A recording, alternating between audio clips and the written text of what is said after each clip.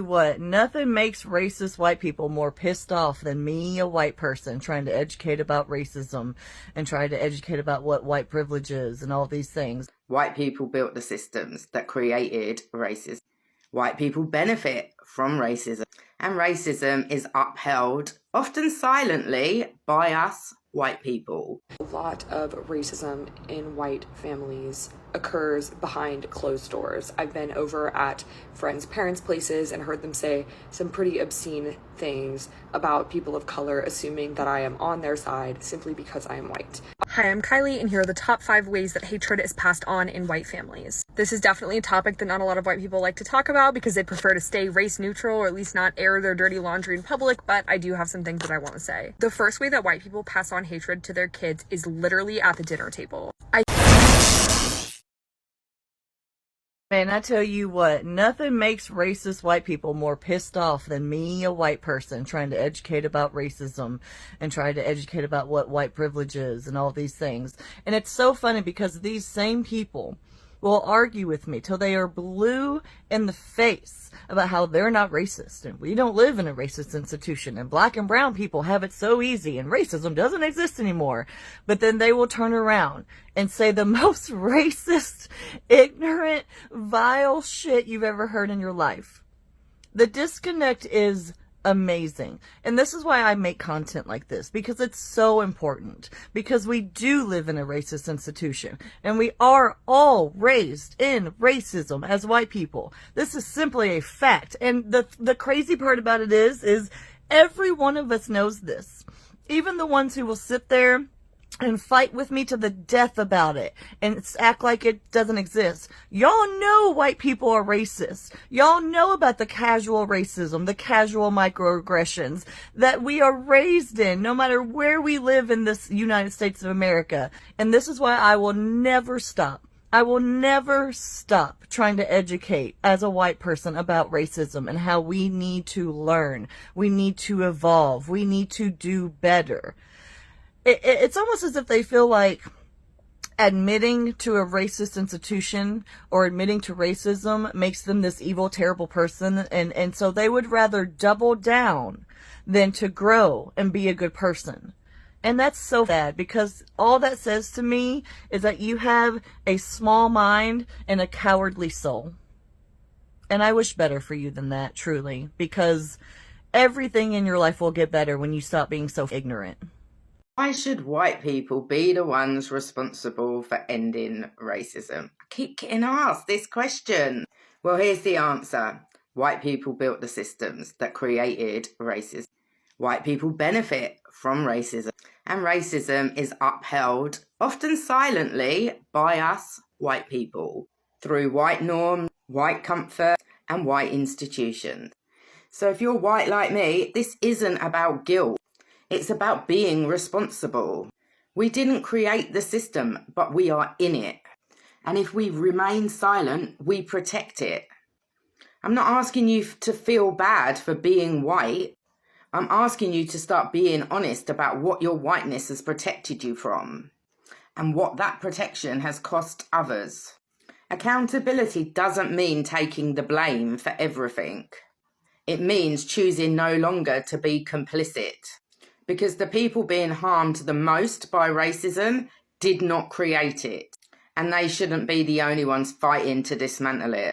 As we benefit from this system, we have to play a role in dismantling it. So don't take this as an attack.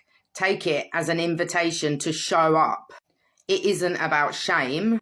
It's about integrity. It's about using our voice, our influence, and our presence to stop letting racism pass unchallenged. I'm the anti-racist mum, and if you're ready to join me on this journey of uniting and unlearning our social conditioning to create safer communities for all children and young people to thrive, click the link in my bio for some low-cost resources that will help you get started. And follow me for more content like this. My name's Kylie, and I'm obviously white. I grew up in a conservative white family, and I know there's been a lot of discourse about whether white people should talk about racism, and here's my argument for why I think that not only should we, but we have to. A lot of racism in white families occurs behind closed doors. I've been over at friends' parents' places and heard them say some pretty obscene things about people of color, assuming that I am on their side simply because I am white. Obviously, this makes for some awkward conversations when I do call them out, but point being, the depths of the racism and the darkness that seeps in deeply into these families can only, in my opinion, truly be exposed by other white people, because they will never be their full racist selves around anyone who is not white. They like to save face publicly and say that they're not racist, but then again, if you go into their homes and you hear the things they say, that would suggest otherwise. I just encourage you, if you're a white person and you know people like this, please say something. Don't just ignore it for fear of conflict. Hi, I'm Kylie, and here are the top 5 ways that hatred is passed on in white families. This is definitely a topic that not a lot of white people like to talk about because they prefer to stay race neutral, or at least not air their dirty laundry in public, but I do have some things that I want to say. The first way that white people pass on hatred to their kids is literally at the dinner table. I can't even tell you how many times I'd be at another white person's house growing up, and their mom or dad would say something racist and look to their kid like they made a joke and wait for the kid to react. So in that way, the racist remark serves almost as a point of bonding between the parent and the child. The second way that it's passed on is in sports, especially if a white family or a white team is playing against a team that is primarily people of color. White people will say racist things. Did you see that defender? She was really aggressive, and other microaggressions that get passed on to the child. The third way is by discouraging their children from being friends with people of color because of certain innate qualities that they may have. Number 4, moving their kids to an all-white suburb. Number 5, praising celebrities and politicians that are racist. The Black community has long suffered under the weight of systemic racism and discrimination. As white people, it is our responsibility to use our privilege to support and uplift the Black community. Here are a few ways that we can be better allies. Listen and learn. We need to listen to Black voices and experiences without interrupting or dismissing them. We should educate ourselves on the history of systemic racism and the ways that it continues to impact the Black community today. We should seek out resources, books, and documentaries that help us understand the issues. Next, speak up. We should use our privilege to speak up against racism and discrimination. We should challenge racist comments and behaviors, even if it's uncomfortable. Silence that which perpetuates racism. We should support Black-owned businesses in our communities. We should advocate for policies that support economic justice and equity. Donate to Black-led organizations. Financially support Black-led organizations that are working to address systemic racism and inequality. It can be done through regular contributions or contributing to certain campaigns and initiatives. We should also use our platforms for good as white people. We have access to platforms and audiences that the Black community may not have. We should use our platforms to amplify Black voices and perspectives, raise awareness about issues affecting the Black community, and promote positive change. Be open to feedback and learning from our mistakes, as we will make mistakes along the way.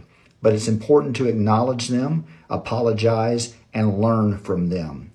We should be open to feedback and willing to change our behavior and perspectives as we continue to learn and grow. Being a better ally to the Black community requires a willingness to listen, learn, and take action.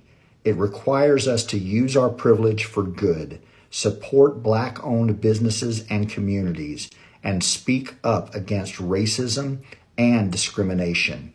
It's up to all of us to work towards a more just and equitable society, and being a better ally is an important step. If you like the content and benefit from it, give me a follow. When white people see my posts about racism in America, frequently they say, "I didn't know."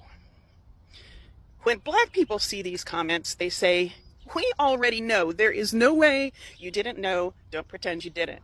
This disconnect is really hard to explain, and I've been trying to understand it myself. I'm going to be digging into this really deep because I think it's so important.